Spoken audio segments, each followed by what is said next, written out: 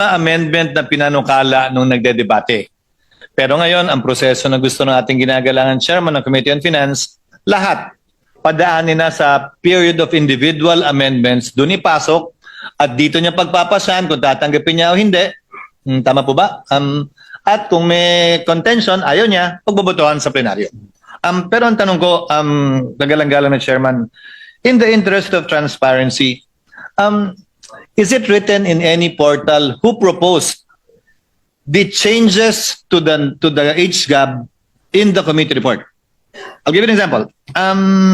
Out of the blue, yung Cagayan State University, pinroposa ng 77 million na dagdag. Pero yung katabi niya sa rehiyon na yun, Batanes State College, wala. May I ask, who proposed the 77 million increase? Is that in any of the portals that we have right now? Again, in the interest of transparency. Actually, yung mga proposals, we took into consideration rin yung mga proposals ng mga agencies. But as we always practice, mga agencies po magpapadala ho dito ng mga recommendations, what to increase, what to augment. So we consulted also with our vice chairman, we consulted also with the members through the technical working group. Kaya ho, nag-issue kami ng notice for the technical working group para doon natin mapag-usapan. In fact, si Senator JV was there, Senator Lauren was there. Your Honor, para mapag-usapan. is it your position that all of the proposed increases in the committee report were given by the agencies themselves? Halos lahat po. No. Halos lahat. All or not all? Halos lahat. What about those that did not come from the agency? Kanino po nanggaling? Sino po ang proponent nun?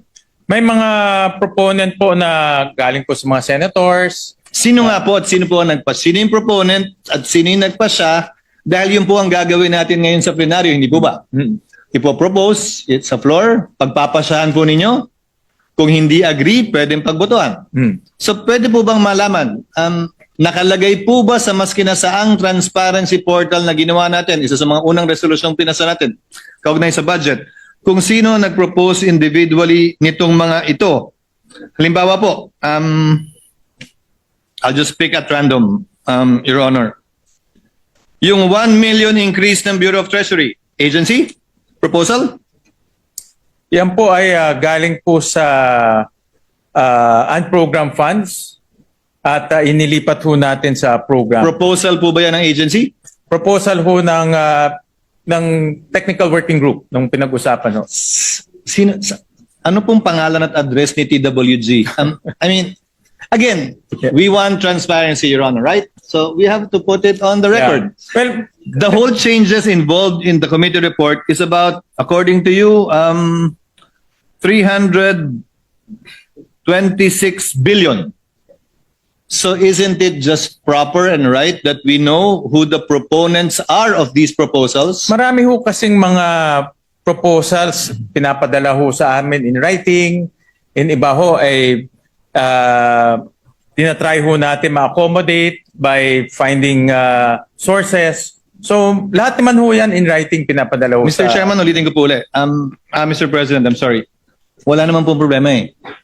Ang tanong ko po, nakasulat po ba yan sa mas kinasaang transparency portal na nilabas ninyo kung kanino nang galing yung mga proposal na nilagay sa committee report ng Committee on Finance at sino po yung nag-approve?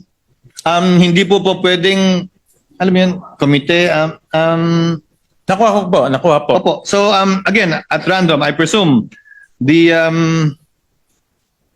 increase in the I'm choosing at random, Your Honor, really. The increase in the office of the president. Same agency proposal? Agency proposal ho yan. The increase in the OVP. The restoration ho yan sa NEP. No? In-store ho natin So sa who NEP. proposed that? Did the agency propose that? Actually, may proposal ho si Senator Go doon sa restoration of the NEP. In fact, he proposed to even add more. No, that's the point I'm driving at, Your Honor. Again, given So all the of point, this naman ho, mayroong mga records na pinapadala ho. I agree, Mr. President. Compile naman namin. I agree, Mr. President. But And again, then, during the technical working group, we go line by line also. Lahat po ng mga items, line by line. And pinag-uusapan ho doon kung sino nag-propose, kung ano pa, kung hindi ho kaya ma-accommodate, ano ho pwedeng i-accommodate. Pinag-uusapan naman ho doon.